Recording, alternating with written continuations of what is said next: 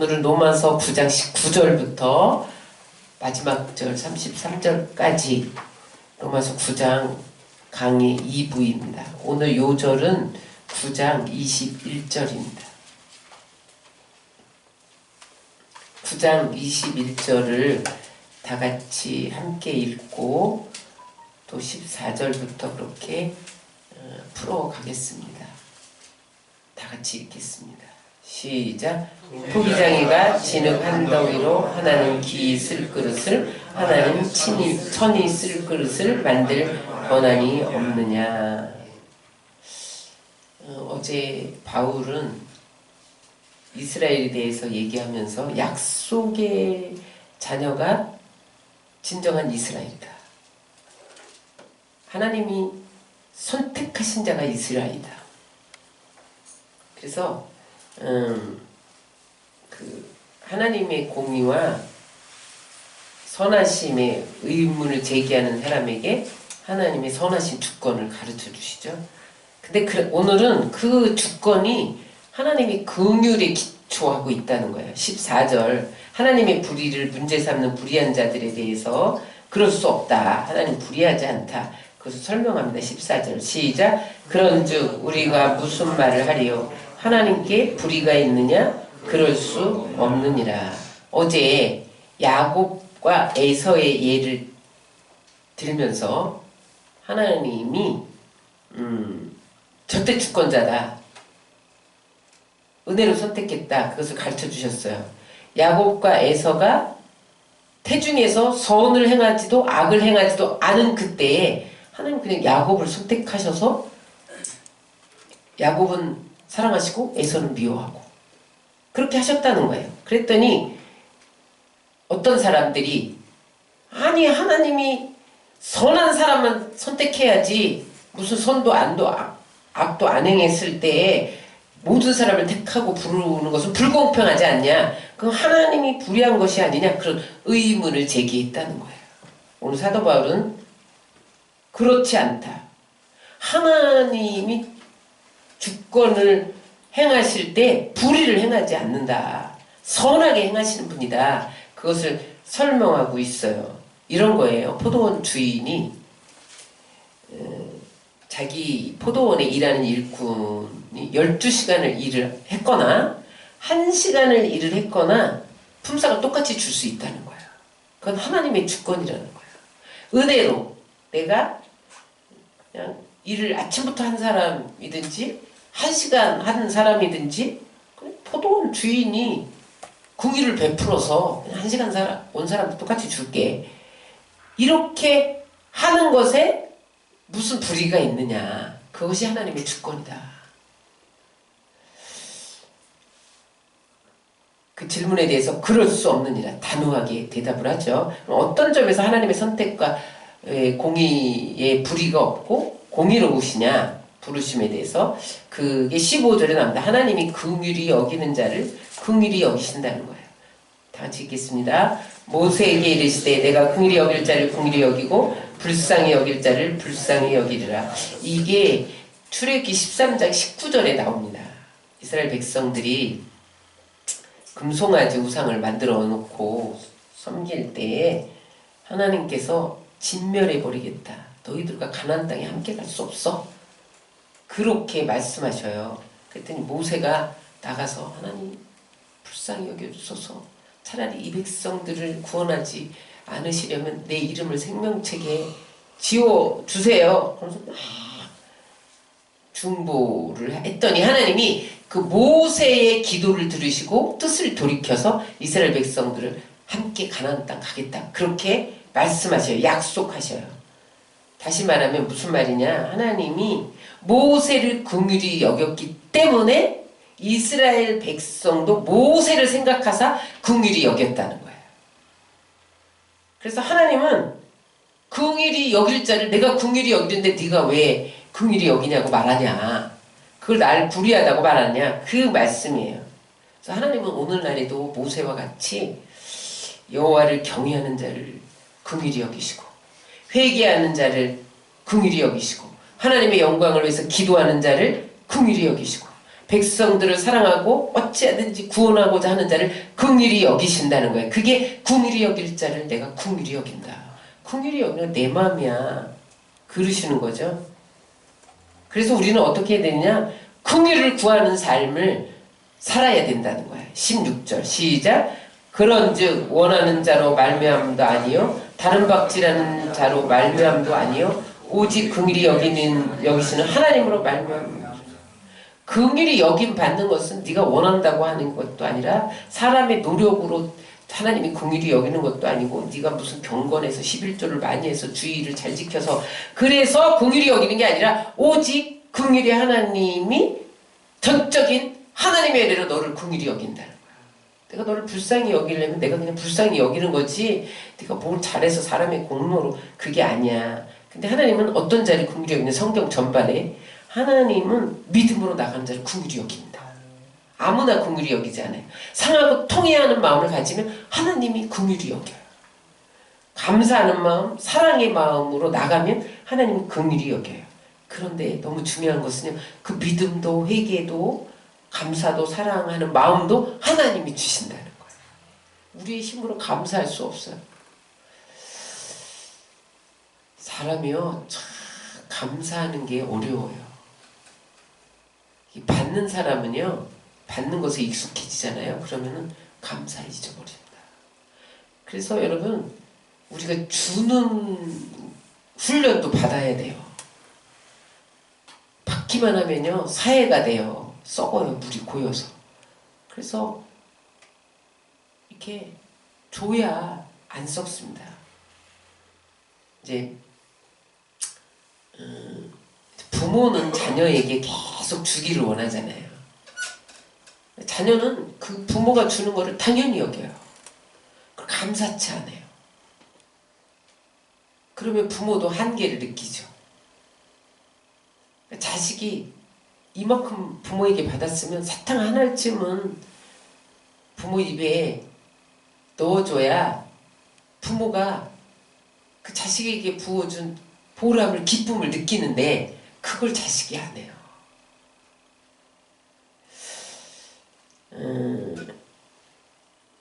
그런데 그것도 그 감사하는 마음도 하나님이 주셔야 한다는 거예요. 우리의 힘으로 그게 안 돼요. 그러므로 여러분 우리는 전적으로 하나님 은혜와 긍휼을 구하면서 살아야 돼요. 하나님 내가 감사하는 마음도 사랑하는 마음도 내 힘으로 안 돼요. 은혜 없이 안 됩니다. 그래서 그저 회개하며 믿음으로 나가야 한다는 거죠. 그러기만 하면 하나님은 긍휼히 여기신다는 거예요. 바디메오가 다윗의 자손 예수여 나를 불쌍히 여기소서 나를 불쌍히 여기소서 그러면서 하나님 앞에 긍휼히 여겨주시기를 바라고 나갔더니 하나님이 눈을 뜨게 하잖아요. 근본적인 문제를 해결하는 거예요. 하나님께 불쌍히 여김만 받으면요 하나님이 요만큼만 안 줘요. 근원적인 문제를 해결해 주신다. 사람은 요만큼 주고 또 요만큼 주고 주기 싫으면 안 주고 이러잖아요. 근데 하나님은요 불쌍히 여기면 그냥 근원적인 너의 이 문제만 해결되면 네가 기뻐할 걸 다 아세요. 하나님. 그런 문제를 해결하는 것을 믿으시기 바랍니다. 세리가 자기가 매국노로서 이 자기 동족들을 착취해서 포켓에 넣고 로마에 바치고 이런 것에 늘 양심의 가책을 받았어요. 어느 날 예수님이 지나간다는 소리를 듣고 나를 불쌍히 여기소서 기도했더니 하나님이 의롭다 하시잖아요. 긍휼을 막 베푸시는 분이 수로보닉의 여인의 딸이 귀신 들렸어요. 여러분 귀신 들린 딸이 있으면 얼마나 괴롭겠어요. 그런데 그 수로보닉의 여인이 나를 불쌍히 여기소서 그랬더니 하나님이 이방인에게 나는 이방인에게 보냄을 받지 않았다. 떡을 취해서 개에게 주음이 마땅치 않다. 막 이러면서 외면하시잖아요. 네, 아이고 나를 불쌍히 여기서 나는 개입니다. 떡상에서 나오는 부스러기도 두싸우니 나를 불쌍히 여기소서 막 매달리니까 하나님 고쳐주잖아요. 긍휼히 여기면 구하면 나가야 돼요. 그래서 우리는 겸손히 하나님 나를 불쌍히 불쌍히 여기소서. 나는 아무것도 할 수 없습니다. 주님 나를 긍휼히 여기소서. 그렇게 나가면 하나님이 긍휼히 여겨주신다는 거예요. 또 하나님은요, 바로의 죄에 대해서도 책임을 지시는 분이에요.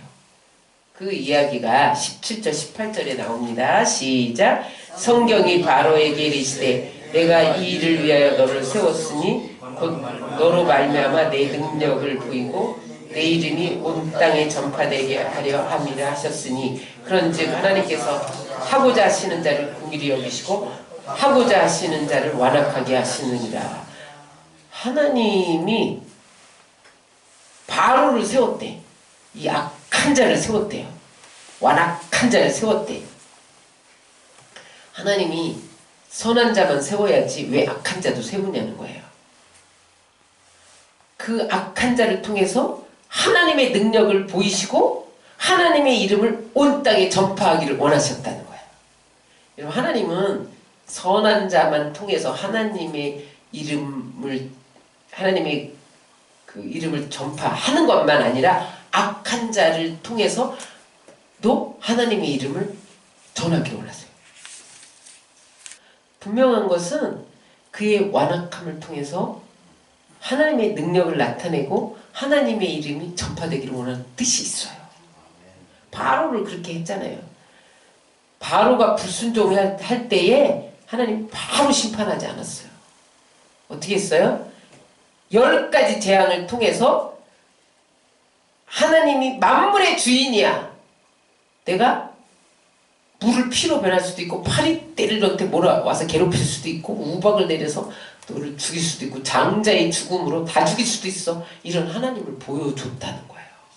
그러니까 바로만 깨달은 게 아니라 온 이스라엘 백성과 애굽 사람들이 벌벌벌벌 그 하나님, 무서운 하나님을 벌벌 떨게 됐다는 거예요. 때로는 하나님이 악한 자도 없애지 않고 오래 참으시면서 사랑의 하나님을 세계 만방에 전할 때도 있고, 아니면 그 사람이 돌이키지 않을 때 그 사람을 통해서 그 사람을 심판하심으로 하나님이 이렇게 모든 역사의 주관자, 만물을 통치하시는 분, 그것을 알리기를 원하세요. 그러니까 악한 자를 통해서도 하나님의 복음이 전파된다니까요. 그러니까 입으로 전해서가 아니라 그것을 하나님이 이용하신다는 거예요. 그래서 하나님이 바로를 완고하게 하셨대. 바로가 스스로 완고해진 게 아니라 하나님이 그 마음을 완고하게 했대. 이게 무슨 말이냐면 바로의 완고함이 하나님께 책임이 있다는 거예요. 내가 바로를 완고하게 했기 때문에 바로를 내가 책임질 거야. 그런 뜻도 있다는 거예요. 근데도 바로가 그 5가지 재앙을 보일 때까지는 내가 천지만물의 모든 생명의 주관자다. 이걸 보였어요. 그럼 빨리 돌이켜야 되잖아요. 근데 안 돌이키는 거야. 완악해서 하나님의 말씀을 듣지 않는 거예요. 그랬더니 하나님이 6째 재앙부터는 바로를 더 완고하게 하셨대요. 응? 그러니까 무슨 말이냐?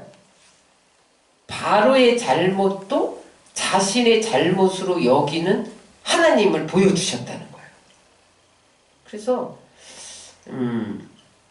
이런 악한 자를 위해서 내가 예수님을 십자가에 못 박는다는 것을 보여주셨다는 거예요. 다시 말하면 하나님은 이런 분이에요. 자식의 죄가 다 내 탓이다. 자식의 잘못도 다 내 잘못이다. 모든 피조물의 잘못은 다 내 잘못이다. 이렇게 끌어안는 사랑의 하나님이시라는 거예요.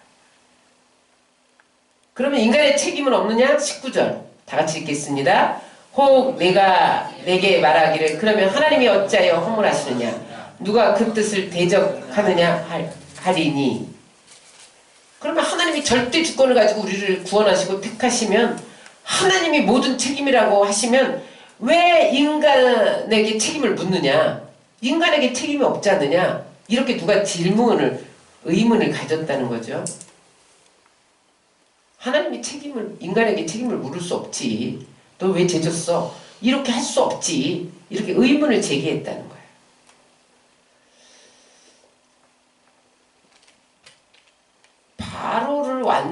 못하게 한 것도 하나님이라면 바로는 잘못이 없는 거잖아. 이렇게 우리가 의문을 갖기 쉽다는 말이에요. 모든 것이 하나님 책임이야. 인간의 책임은 없어. 여러분 그래요? 이 질문에 모순이 있다는 것을 바울이 가르쳐 주는 거예요. 하나님이 책임지신 것이지 인간이 책임을 하나님께 떠넘길 수는 없다는 거죠. 그러니까 아버지가 아들이 죄를 지었어. 그래, 내 책임이다. 내 책임이야. 너를 내가 잘못 길렀어. 내 책임이야. 그랬단 말이에요. 그랬더니 아들이 맞아요. 아버지 책임이에요. 나는 아무 잘못 없어요. 지가 죄 짓고. 이렇게 하는 거나 똑같다. 아들은 어떻게 말해야 되냐? 내 탓이야. 내가 너를 잘못 키웠기 때문에. 네 죄는 다 내 탓이다. 이랬다고 아들이 맞아요. 아버지 다 책임이에요. 이렇게 말하면 안 된다. 뭐라고 해야 돼요? 아버지 아닙니다. 제 잘못입니다. 이렇게 말해 맞는다는 거예요. 왜냐하면 하나님이 자유의지를 주셨잖아요. 우리에게. 응? 그래서 죄는 스스로 책임을 져야 한다는 거예요.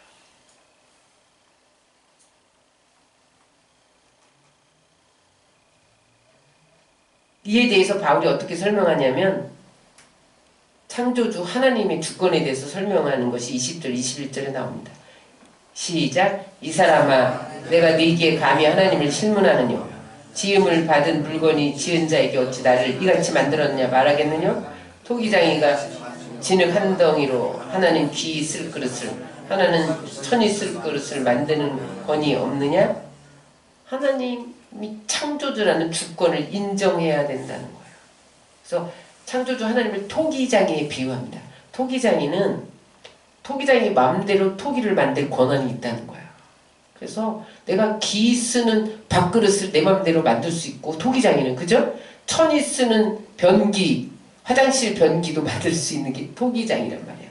그런데 변기가 왜 저 사람은 밥그릇을 만들고 나는 변기로 만들었어요. 이렇게 말할 수 없다는 거예요. 그냥 쓰임받는 것에 감사해야 된다. 또한 하나님은 토기를 만드실 뿐만 아니라 부술 권한도 있다는 거예요. 그래서 내가 이스라엘을 사랑해서 선택했지만 너희들이 그릇 행할 때 내가 너희를 부술 수도 있어. 그래서 바벨론의 포로로 잡혀가게 하는 것은 하나님이 이스라엘을 깨부수는 작업이었어요.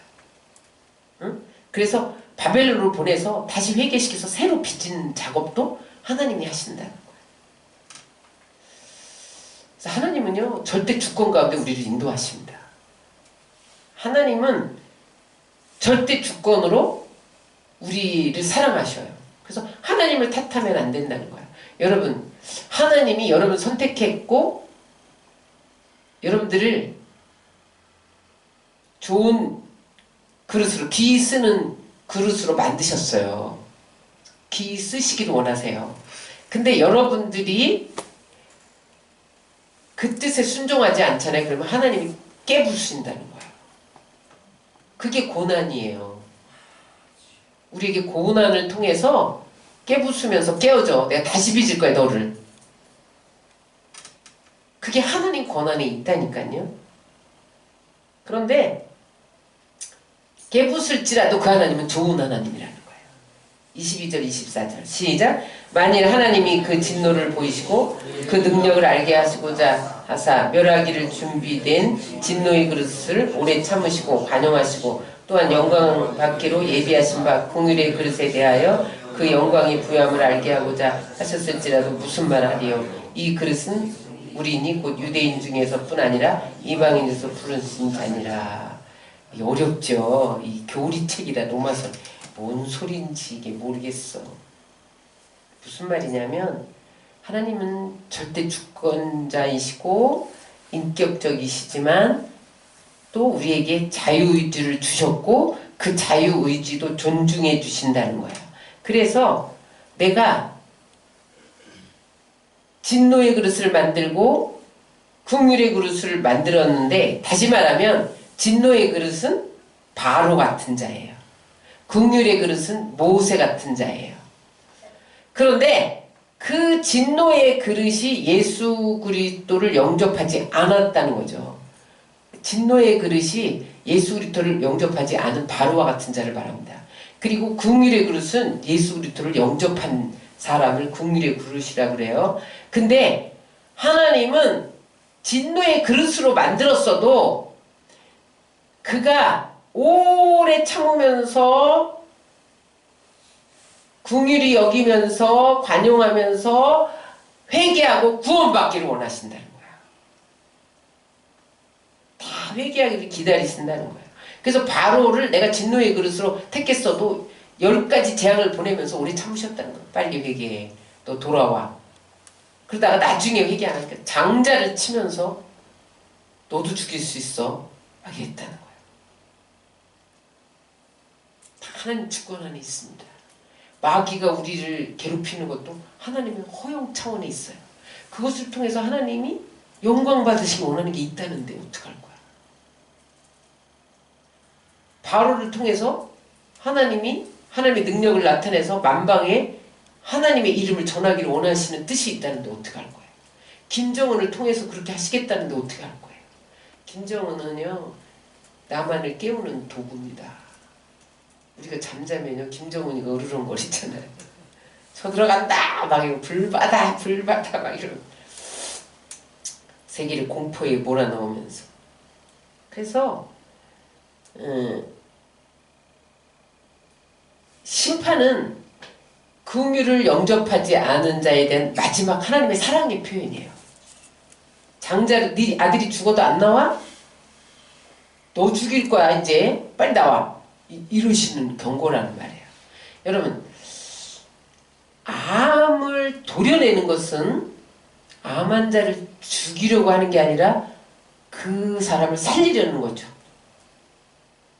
그래서 심판은요 우리를 구원하시기 위한 하나님의 또 다른 사랑이에요. 그래서 여러분 우리에게 고난이 와서 내가 심판당했나? 내가 죽을 것 같아. 내일이면 낙동강. 여기가 벼랑 끝. 이렇게 세우실 때가 있단 말이에요. 근데 하나님 왜 그렇게 세우시냐? 지금 암을 도려내는 작업을 하는 거죠. 내 안에 무슨 암이 있어서 나를 살리게 하기 위해서 지금 도려내는 작업을 하는 것을 믿으시기 바랍니다. 그래서 하나님은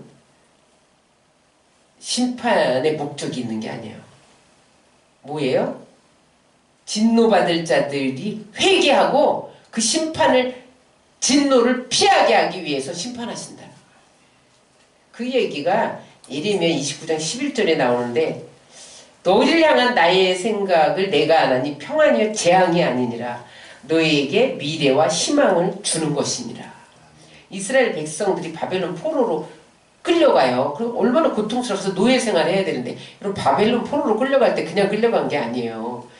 마지막 시드기야 왕은요 눈을 뽑혀서 끌려갔어요. 왕을 눈을 뽑아서 끌어갔어요. 그리고요 그 비하인드 스토리 미드라시 같은 데 보면요 성경에는 안 나와 있지만 가죽을 다 벗겼어요. 그냥 포로로 끌려간 게 아니라 사람의 가죽을 벗기고요 그 우리 옛날에 개구리 잡아갖고 가죽 벗겨서 꼬치에다 이렇게 끼잖아요. 그렇게 갈고리에다 깨갖고 쭉 해갖고 일렬로 쫙 깨갖고 끌고 갔다니까요. 그렇게 잔인하게 끌고 갔어요. 여러분 하나님이 마지막까지 기다리다가 네가 나를 이렇게 아프게 했어? 너도 아픔 좀 당해봐. 그렇게 하셨다는 거예요. 갈고리에다. 근데 그게 하나님의 심판이 아니었다는 거예요. 그렇게 해서라도 돌이켜. 바벨론 포로가 미래의 평안을 위한 하나님의 너희의 평안을 위한 나의 사랑의 손길이야. 그러셨다는 거죠. 그래서 바로의 그 완악함을 통해서 하나님이 이스라엘 백성들을 출애굽시키고 만나를 주시고 메추라기를 주시고 반석에 물을 내게 하시면서 가나안 땅까지 이르면서 하나님이 이런 하나님이야. 그래서 하나님의 영광의 부요함을 알게 하셨다는 거예요. 여러분 아무것도 없어요? 여러분 지금 바닥이에요? 물질이 바닥이에요. 근데도 오늘 여러분 만나를 주시는 하나님을 보세요. 지금 쌀떡에 아무것도 없는데 아무것도 없네. 오늘 밤 아침에 굶어야 되겠네. 근데 보니까 쌀떡에 쌀이 이만큼 차였어. 누가 갖다 놓은지 몰라. 내일도 보니까 또 있어. 이게 이스라엘 백성들의 강야 훈련이었다니까요. 풀 한 포기도 나지 않는데 내일 먹이 하나님이 만나 안 내려주면 죽는 거예요. 근데 하나님이 내가 너 먹는 것을 책임지시는 하나님. 이거를 40년 동안 훈련시켰는데 이스라엘 백성들이 가나안 땅에 가서 소산을 먹기 시작한 그 하나님을 잊어버렸다는 거야. 우리가 어려울 때는 하나님 기억하겠습니다. 하나님 우리의 공급자. 그러다가 내가 부요해지면 잊어버리는 게 인간이라는 거야. 그랬더니 하나님이 그래 너 나 잊어버렸어? 나 잊어버리면 어떻게 되나 봐. 바벨론 포로 이렇게 쫓아냈다는 거야. 또 이 사이클이 계속 반복되는 게 인간사입니다. 여러분 믿음은 뭐냐? 이것을 끊는 거예요. 반복되지 않도록 끊고 하나님 공급자, 하나님 나의 모든 것, 하나님 전부 이러면서 살아가면 계속해서 그 만나와 메추라기는 계속 보내지는데 내 힘으로 달됐다 이렇게 하면 하나님 거기서 다시 또 다른 바벨론 포로를 예비하신다는 거죠. 그것조차도 하나님의 사랑이라는 거죠. 그래서라도 나는 너를 빼앗길 수 없어. 너를 놓을 수 없어. 내가 너를 선택했기 때문이야. 내가 너를 사랑하기 때문이야. 내가 목숨까지 바쳐서 너를 구하는데 내가 너를 잊어버릴 수 없어. 그러신다는 거죠. 그래서 하나님의 주권은 선하기 때문에 따질 필요가 없습니다. 이런 거예요. 하나님이 우리를 양자 삼으셨잖아요. 우리가 하나님이 낳았진 않았는데 예수님 때문에 우리가 양자가 됐잖아요. 여러분 입양 고아들을 미국에서 많이 입양해 주잖아요. 근데 이제 그 고아들이 자라서 한국으로 찾아오는 애들이 있어요. 자기 부모를 보려고. 그런 매스컴에 막 가끔 나오잖아요. 그런데 어떤 입양아는 자기가 입양한 줄 모르고 자랐어. 미국에서 자랐어. 그래서 철들고 보니까 이게 눈 색깔도 다르고 코 색깔도 다르네. 나는 왜 저 엄마 아버지를 안 닮았을까? 그러면서 나중에 입양아라는 걸 깨달아요. 그러면 그 입양아는 그래 우리 부모가 나를 버렸는데 이분들이 나를 데려다가 이렇게 키워줬구나. 그 양부모가 얼마나 감사한지 은혜를 갚는 입양아가 있고 또 어떤 입양아는요. 우리 부모가 나를 버렸어? 그 버림받은 심정에만 시달려서 삐뚤어져요. 그래서 어떤 사람이 되냐 나중에 토막살인자가 되는 거예요. 그래서 여러분 범죄자 중에서 고아 출신이 그렇게 많은데 그 고아 출신도 고아 출신 나름이에요. 입양돼서 그만큼 키웠으면 누군가가 아무튼 고안에서 키웠든 입양에서 키웠든 누군가가 키웠으면 거기에 감사해야 되잖아요. 근데 그걸 나를 버렸어. 버림받은 심정 때문에 남하고 비교해서 그렇게 비뚤어진다는 거죠. 그래서 여러분 우리는 모든 것을 하나님 사랑의 눈으로 바라봐야 돼요. 근데 호세아의 글에서 하나님의 사랑은 이 바람둥이도 사랑하시는 하나님에 대해서 25절, 26절에 나옵니다. 하나님이 얼마나 자상한가 보세요. 25절, 26절 시작. 호세아의 글에도 이르기를 내가 내 백성이 아닌 자를 내 백성이라 사랑치 아니한 자를 사랑한 자라 부르리라. 너희는 내 백성이 아니라 한 그곳에서 저희가 살아계신 하나님의 아들이라 부름을 얻으리라 함과 같으니라. 이게 호세아의 글에서 호세아서에서 그 말이에요. 하나님은 긍휼의 하나님이라는 걸 보여주기 위해서 호세아한테 음란한 여인 고멜에게 장가들어 이루시는 거예요. 이스라엘 백성들이 얼마나 하나님을 배반하고 하나님이 자기의 남편인데 신랑인데 신랑을 버려두고 바알과 아세라를 섬겨 다른 신랑을 찾아가. 그러니까 하나님이 호세아야 네가 내 심정 좀 알아서 백성들한테 전해줘. 너 내 심정 알려면 저 바람둥이 고멜에게 장가 좀 들어. 그러는 거예요. 그래서 순종하고 고매라고 결혼을 했는데, 아니, 결혼해놓고 날마다 다른 남자하고 가서 만나는 거예요. 그랬더니 어느 날은 다른 남자 아이를 낳아갖고 데리고 온 거예요. 근데 호세아가요, 하나님이 너 그 자식 좀 키워봐. 그러니까 순종해서 내 자식도 아닌 다른 자식을 키웁니다. 하나님 오늘 그 말 하는 거야. 내가 내 백성이 아닌 자를 내 백성이라, 사랑치 아니하는 자를 사랑하는 자라 부르라. 너희들은 내 자녀인데, 내 신부인데 밤마다 딴 남자 만나서 거기서 애 낳아갖고 오는 그런 나쁜 자다. 그러나 내가 너를 사랑한다. 그 말이에요. 그래서 하나님은 그럴지라도, 고멜처럼 그렇게 살지라도 그가 나를 영접하면, 난 돌아오기만 하면 나는 사랑한다. 그런 사랑의 하나님을 보여줬다는 거죠. 절대적인 사랑. 이런 주권적인 사랑에 대해서 너희가 허물할 수 있느냐? 그 얘기예요. 그리고 하나님은 다 하나님을 버려도 남은 자를 통해서 구원하신다는 이야기가 27절 29절에 나옵니다. 시작. 또 이사야가 이스라엘에 관하여 외치되 이스라엘 무자손의 수가 비록 바다의 모래 같을지라도 남은 자만 구원을 얻으리니 주께서 땅 위에서 그 말씀을 이루사 필하시고 끝내시리라 하셨느니라. 또한 이사야가 미리 말한 바 만일 만군의 주께서 우리에게 씨를 남겨두지 아니하였다면 우리가 소돔과 같이 되고 고모라 같았으리로다 함과 같으리라. 이게 이사야 28장 16절 말씀을 인용한 거거든요. 그런데 이게 무슨 말이냐면, 하나님이 이스라엘 백성들이 다 우상 숭배하고 불의하고 타락해서 너희들 더 이상 안 되겠다 하면서 바벨론의 포로로 끌려가는데, 그 중에서도 남은 자가 있었다는 거야. 남은 자가 뭐예요? 남은 자가 뭐예요? 아무리 타락한 시대에도 끝까지 신실하게 믿음을 지키는 자, 중심에 하나님을 담고 순수하게 믿음을 지키는 자를 남은 자라고 해요.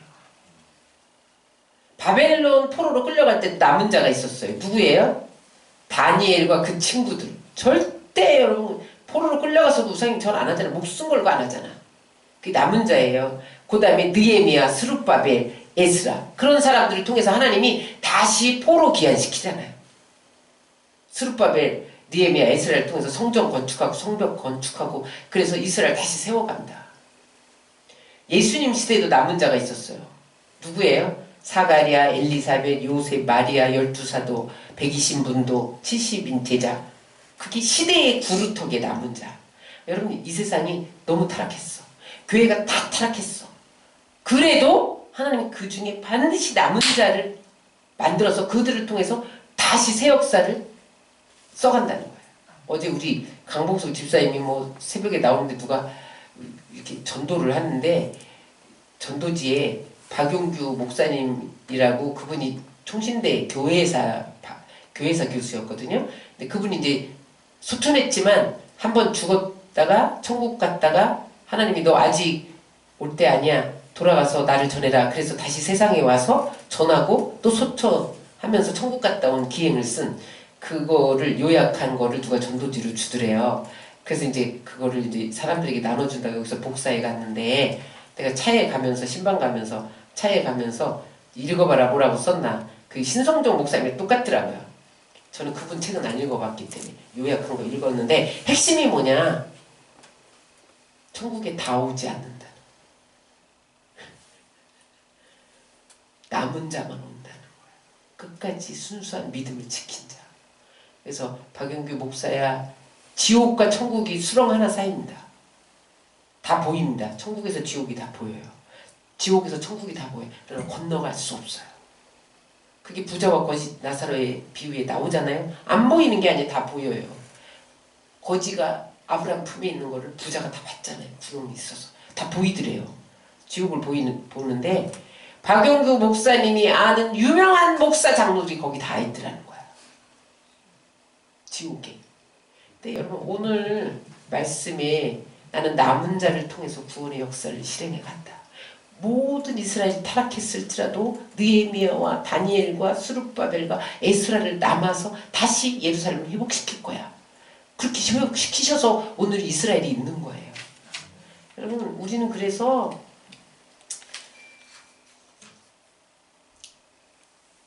타락한 자를 보고 믿으면 안 돼요. 나는 예수 믿는 사람 때문에 상처받았어. 예수 믿는 사람이 그렇게 살아서 난 예수 안 믿어.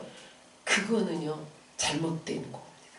남은 자를 보고 나도 남은 자가 되어야 돼요. 그렇게 되시기를 주의 이름으로 축원합니다. 여러분, 오늘 하나님 우리에게 주시는 메시지는 뭐예요? 하나님 마음대로 그릇 만들었다는 거예요. 하나님이 귀 쓰면 귀 쓰는 그릇으로, 천이 쓰는 그릇으로 만들었으면 그냥 생긴 모습 그대로 감사하면 되고, 응? 부수면 하나님께 깨어져서 다시 빚으실 때 하나님 앞에 엎어지면 하나님이 새로 빚으신다는 거야. 진노조차도 하나님의 사랑이여라 기억하시고, 하나님 이 고난 중에도 바로도 완고하게 하시는 하나님 바로도 쓰시는 하나님이 나를 안 쓰시겠어요? 하나님 쓰임받는 그릇 되게 하시옵소서. 끝까지 남은 자로 있게 하시옵소서. 모든 시대가 타락한 그 가운데 남은 자로 있었던 다니엘처럼, 느헤미야처럼, 에스라처럼, 응? 12 제자처럼 그렇게 살게 하시옵소서.